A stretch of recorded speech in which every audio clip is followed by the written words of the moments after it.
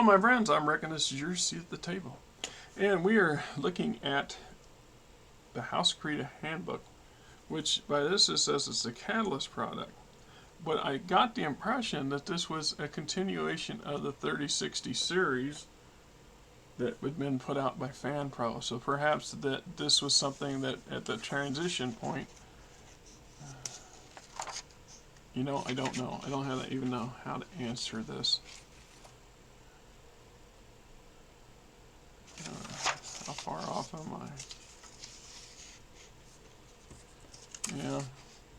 See, like I was saying, these are great. These are great books because the original House book that was produced in the 80s really gave the player this grand view of what this little tabletop with tiny miniatures sitting,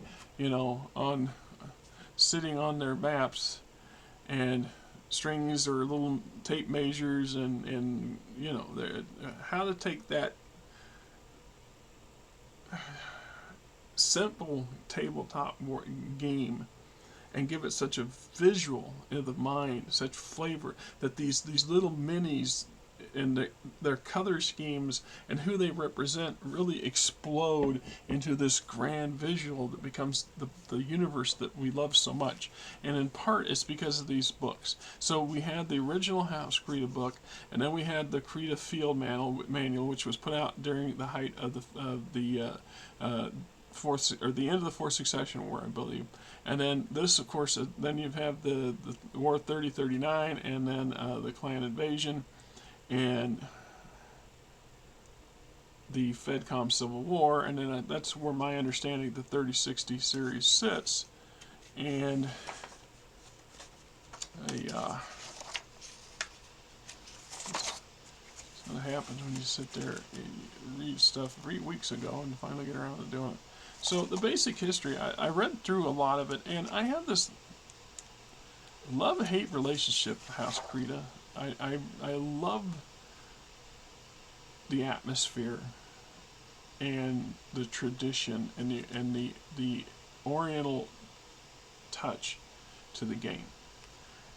At the same time, their lack of certain elements traditionally. So I feel that some of their detriments, like in the size of their units and the average mech size and things like this, is a detriment. So as a player, unless it's much more of a challenge to take a traditional medium lightweight Kurita unit up against a Steiner anything. I'm just saying, it's how you want to look at it. So we get the history of the growth eras of the Star League, and then in the Reunification War, and then we get into the Succession Wars, and the sheer destruction that occurs in the first Succession War is in part because of the Koreans. The Koreans did not restrain themselves; they did not hold back. They didn't start understanding that perhaps a little bit of subtlety wasn't required after they wiped out 45 million people on Taurus. I mean, what are you thinking? What you thinking, man? Third Succession War. History. We get to the death of the Diaconian tyrant. That's another thing that always fascinates me about House Kurita. House Kurita is its own worst enemy. And what I mean by that is, well, we know that economically, resource-wise, it's the poorest of the 5 great houses. It doesn't lack in manpower. It has more than enough manpower. It has plenty of planets and systems that it is utilizing. The system is draconian, yeah, but it's something that they understand, and they learn to operate within the system. So I mean, it is what it is. The house itself is pretty resilient and clever when needs to be. So this is why neither the Steiners nor the Davions have ever been successful in utterly diminishing the Combine.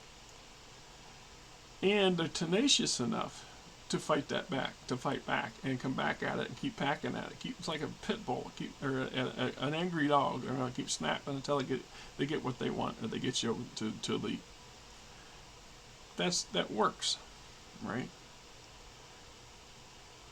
So what do we have? We have a system inside the house, unlike any of the other great houses.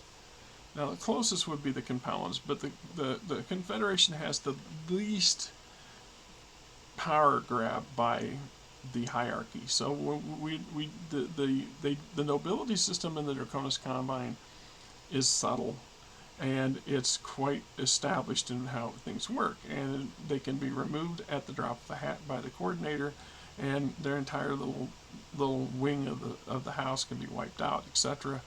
And they all understand that. So there's certain things that they're quite aware of. So this means there's a lot less contention internally between members than you would find in just about any of the other houses. And we also have warlords and not particular house lords. So you don't have five. The Gaulidian district is overseen, and the Peace district overseen by the warlords, who are appointed by the coordinator. They are not guaranteed that position by dint of birth. So, in addition to that, that still makes them, number 2 in the food chain when it comes to their area of control. But it means a much more tighter grip by the guy in center control. Coordinator's got more control, and then other houses do over their minor lords. And then there's the fact that within the system, the house in general are not conditioned to be overly independent. That all set, that makes this house a very difficult house to conquer and to hang on to. It also shows that certain types, if there's a big enough flaw in an opponent's defenses, this house can be devastating and can do quite a lot of damage. But once again, we see it in the recent invasion of the Federated Sun until the capture of New Avalon. But the idea of that thin trail leading up to New Avalon being a forever, I mean, that's just arrogance or stupidity or both. A lot of times arrogance is just a fancier cover for stupidity. So in that argument, they were extending themselves, and it was going to fail. But the fact was, they were able to do this and do it well, and not suffer major attacks from their other opponents. Was a thing of the time, but also an indication of how the combine is not an easy pick, an easy thing to deal with. So what may happen is internal problems. And the ideology of it is with the irony. So when the Black Dragon Society comes about, it's because they believe in large part that certain things that Theodore Kurita was doing was taking a great step away from the traditional Kurita view on how, or the quote Bushido way, or the Kuritan way of how something's supposed to be governed and operated. And over time, organizations of this nature, they always tend to get somebody in charge who gets that big head that seems to think that they should be the leader, that they need to, whoever's currently the coordinator is never going to live up to their expectations, and so that coordinator needs to go. And if they, preferably, it would be them that would take the coordinator's spot, but if that's not going to likely happen, then they want to be in control of the puppet that gets picked from the Kurita family, etc., etc. So we see this a lot in House Kurita.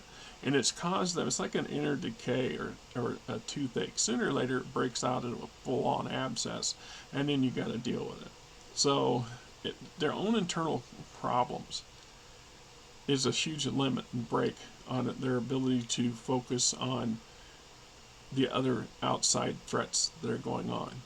How much time and effort is Kurita's court spending, or having had to spend, to get a control and regain control of their capital, and despite the help of the Word of Blake and whatever other shenanigans was going on.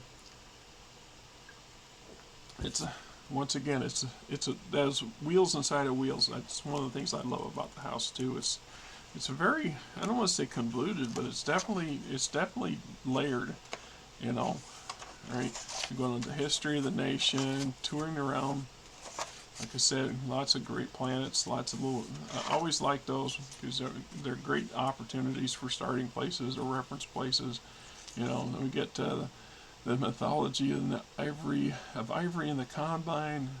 So the Pillar of Ivory, culture and philosophy, and over the last decade or two, or the last no, let's just say the last 5 or 10 novels dealing with the Combine directly, they've gone to a bit more depth in exploring these other agencies, like the, you know, the Pillar of Ivory stuff going on, you know, the Honor Society and things like this.